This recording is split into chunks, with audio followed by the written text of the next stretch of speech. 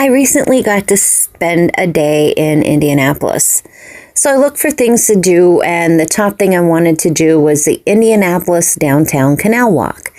That starts in White River State Park, which also has an amphitheater and a zoo, the Indianapolis Zoo, which I didn't get to see this time around, but I got to do the canal walk, and I'd like to take you along with me on that journey.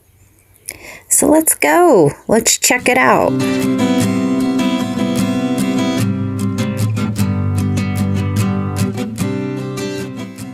I said the Indianapolis Downtown Canal Walk starts at White River State Park.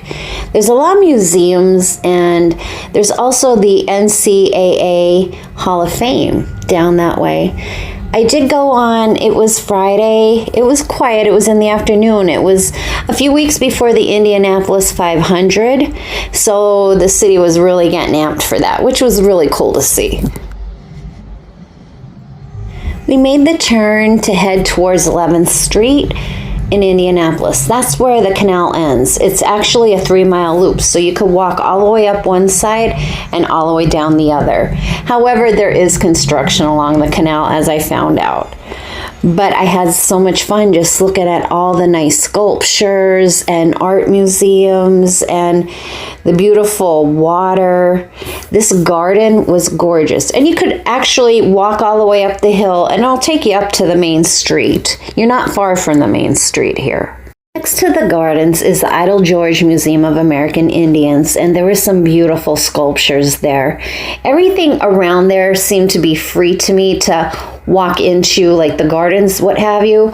I don't know if the museums have admission costs, but I would check that before going down there, just in case you want to go in and visit one of the museums.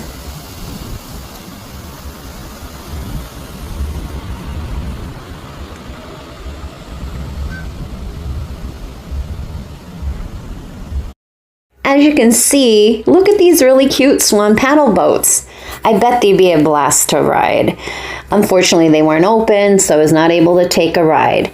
They also, I believe, have gondola rides by Fresco Italian Cafe on the canal. I had lunch there. It was fabulous, and we'll get to that shortly.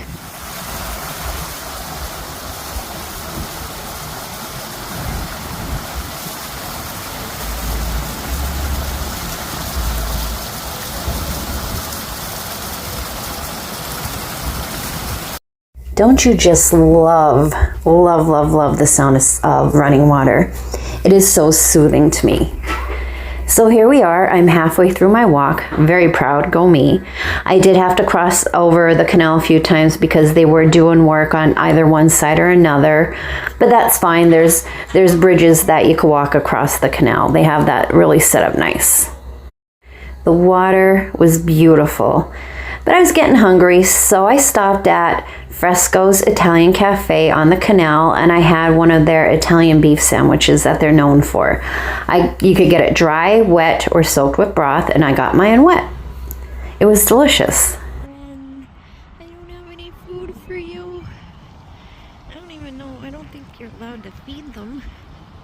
I'm sorry, duckies.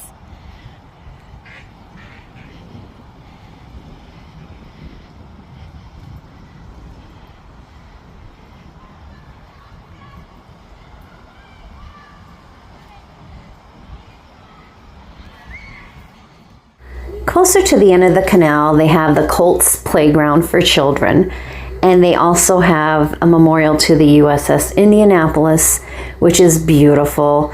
It does tell the story of what happened with the USS Indianapolis. If you're not sure what happened, I would definitely look it up. It's a very interesting and very sad story, and it just memorialized all the soldiers that lost their life in the sea by Japan. It was beautiful memorial.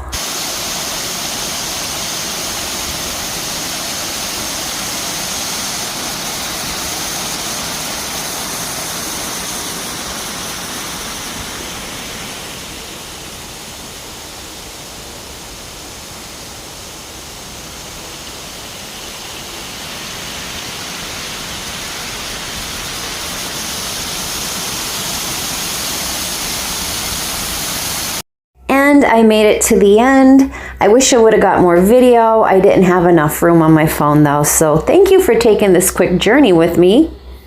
I highly recommend a stroll on the Indianapolis Canal.